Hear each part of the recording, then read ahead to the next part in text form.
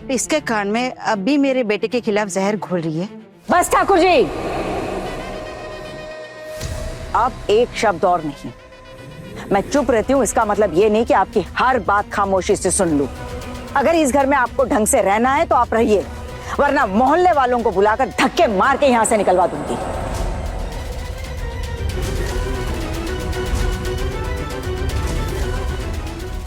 इतनी बड़ी बात कह दी आपने, वो भी मुझसे। हाँ, इस बार तो सिर्फ कही है, अगली बार करके भी दिखाऊंगी। पता नहीं इस बार कर भी पाऊंगी या नहीं। एक तो इस घर में रहते हैं और ऊपर से इतना अन्याय, और ऊपर से और इतनी बड़ी बड़ी बड़ी बातें। वाह, मैं अन्याय कर रही हूँ आपके साथ? हाँ, अरे क्या हुआ, आप लोग रेडी नहीं हुए? वकील साहब जल्दी कर रहे हैं, फोन पे फोन कर रहे हो बार बार। हाँ, जल्दी तो होगी ना उनको, क्योंकि तुझे जो जल्दी है तो तेरे वकील को क्यों नहीं होगी? और तू ही तो चाहता ना ये सब कुछ जल्दी जल्दी निपट जाए। तू ही जल्दी करवा रहा है ना, तो क्यों नहीं करेगा वो? वैसे तो हम लोग भी तैयारी हैं, जितनी जल्दी छुटकारा मिले उतना भला। वैसे बड़ी मामी, ये घर कभी टूटता नहीं, बस कुछ पराये लोगों की वजह से ये सब हुआ है। दीमक की तरह खा गए इस घर को। ऐसे कान के नीचे दूंगी ना एक थप्पड़ से, तेरे दिमाग में जो कीड़े हैं ना सारे बाहर गिर जाएंगे। कौन पराया है यहाँ पर? किसको पराया कह रहा है तू? जिनके साथ खाता बैठता उठता है, जहाँ रहता है, वही लोग तेरे लिए पराये हो गए। हाँ, अब तो हम पराये लग रहे हैं ना तुझे? अब तो घर वाले सुना रहे हैं, कल को अगर बाहर मोहल्ले में जाएगा ना तो मुंह पे थूकेंगे तेरे। है ही इतना नीच इंसान तू, तेरा तो चरित्र ही ऐसा है। तुझे याद है मेरे छोटू को लेकर भी तूने शिकायत की थी?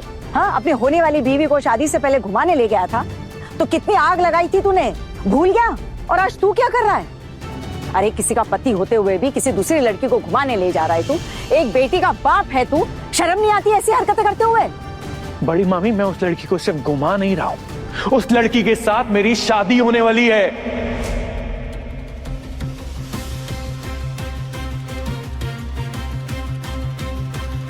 हाँ हाँ, कर ले शादी, फिर देख लेना क्या होता है। एक बात बताऊं तुझे, हर किसी में पारो जैसा धीरज नहीं होगा। मामी माँ, पारो? मामी माँ, अब जाने दीजिए, आप कुछ मत बोलिए। देखिए, हम सब तैयार हो ही गए हैं, अच्छा ही होगा जितनी जल्दी ये झंझट खत्म हो जाए मेरे लिए, क्योंकि मैं इनसे आज के बाद कोई और बहस करना ही नहीं चाहती। मेज दीदी,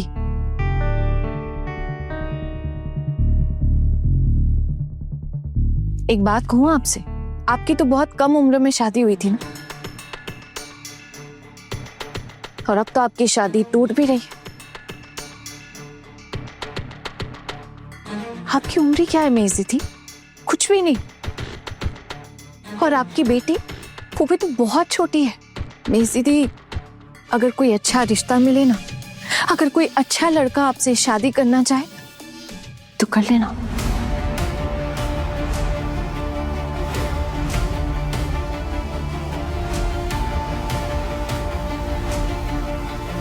ये क्या बेकार की बातें चल रही हैं? माँ, आप चुपचाप सुनती रहेंगी, कुछ कहेंगी नहीं आप? अब क्या बोलूं पोल्टू, तेरी बड़ी मामी ने तो मुझे अभी अभी धमकाया है कि मोहल्ले वालों को बुलाकर हमें धक्के मारकर बाहर निकलवा देगी। अच्छा, और आप डर गई? तुझे क्या लगता है मुझे इस घर से निकालना इतना आसान है क्या? अरे मैं इस मोहल्ले की बेटी हूँ, मुझे कोई भी नहीं निकाल सकता यहाँ से। अगर किसी ने निकालने की कोशिश भी की ना तो मैं उसे ही यहाँ से निकलवा दूंगी।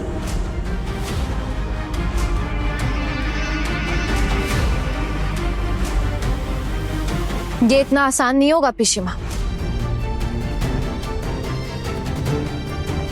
क्या सोचती है आप पिशीमा? माँ की बेइज्जती कोई करेगा और हम लोग चुपचाप खड़े होकर तमाशा देखेंगे? कभी नहीं। अरे हम तो क्या, मोहल्ले वाले भी माँ की बेइज्जती बर्दाश्त नहीं करेंगे। हाँ, लेकिन ऐसा कुछ आपके साथ अगर होता है या आपकी कोई बेइज्जती करता है तो ये मोहल्ले वाले झुंड बनाकर आएंगे वो तमाशा देखने।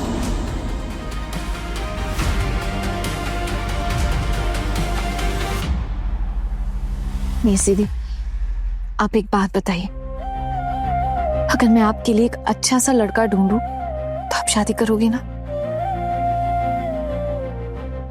अब ये सब बकवास करोगे आप लोग? एक शादी टूटी नहीं है कि दूसरी शादी करने चले।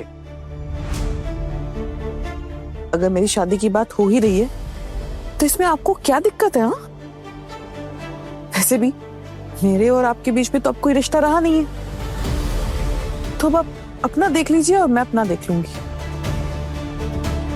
पारो, तुम शायद ये भूल रही हो कि तुम्हारी एक बेटी है। वो बेटी आपकी भी तो कुछ लगती है ना, आप भी उस बेटी के बाप है ना।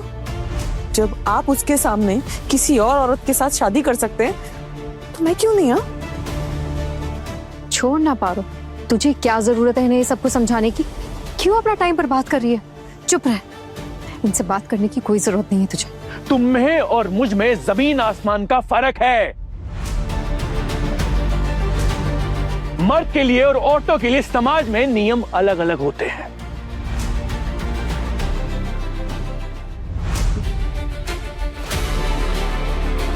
किसने बनाए ये नियम पोल्टू दादा? कौन थे वो ज्ञानी महाराज? अच्छा, समझी मैं, वो सब के सब मर्द थे जिन्होंने अपने हिसाब से ये सारे नियम बनाए हैं ना। अगर हम औरतें शास्त्र लिखती तो ऐसा कभी नहीं होता। और कौन से जमाने में रह रहे आप? अब जमाना बदल चुका है, अब पुराने नियम नहीं चलेंगे यहाँ।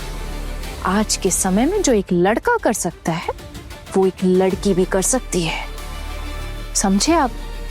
बस किसी को नुकसान न पहुंचे उससे।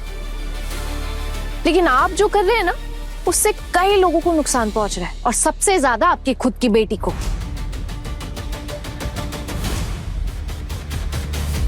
एक ही घर में दूसरी औरत को लेकर आएंगे आप? हाँ, अरे कल को मेज दीदी अगर दूसरी शादी भी कर लेना तो कभी ऐसा नहीं करेंगी वो। खैर, मेज दीदी चलिए चलता है। अरे रुक ना, तूने तो सुबह से कुछ खाया भी नहीं है, थोड़ा सा कुछ खा ले, वहां ना जाने कितना टाइम लग जाए। ठीक है दीदी, जाने दो। क्यों रे, तूने कुछ खाया क्यों नहीं? हाँ? नहीं मामी माँ, वो मैं वहां से लौट कर ही कुछ खा लूंगी ना। वो क्या है ना, आज मैंने उपवास रखा है। देखिए ना मामी माँ, मेरी जिंदगी का इतना बड़ा दिन है, अब तो जानती है ना, मैं वापस आके जरूर उपवास तोड़ दूंगी। पूजा भी तो करनी है ना आके, उसके बाद मैं खा लूंगी। सुना आपने मां? सुन रही हैं आप? कैसे बेइज्जती कर रही है मेरी। पहले कैसे करती थी कि नहीं मैं आपको कभी तलाक नहीं दूंगी, मैं इसी घर में रहूंगी, इसी घर में आपके साथ घर बसाऊंगी, और अब देखिए उपवास रख रही है। आप जानते हैं, मैं आपके साथ कभी घर बसाना चाहती ही नहीं थी। आपको पता है मैंने आपको तलाक देने से क्यों मना किया था? ताकि आप किसी पराई लड़की को इस घर में ना ला पाए।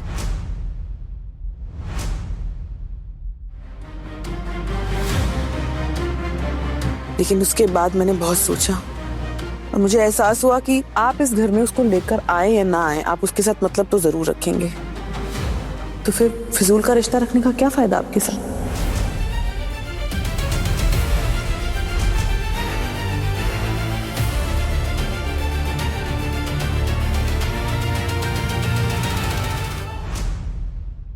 बड़े घर की छोटी बहू, शाम 9:30 दंगल टीवी पर।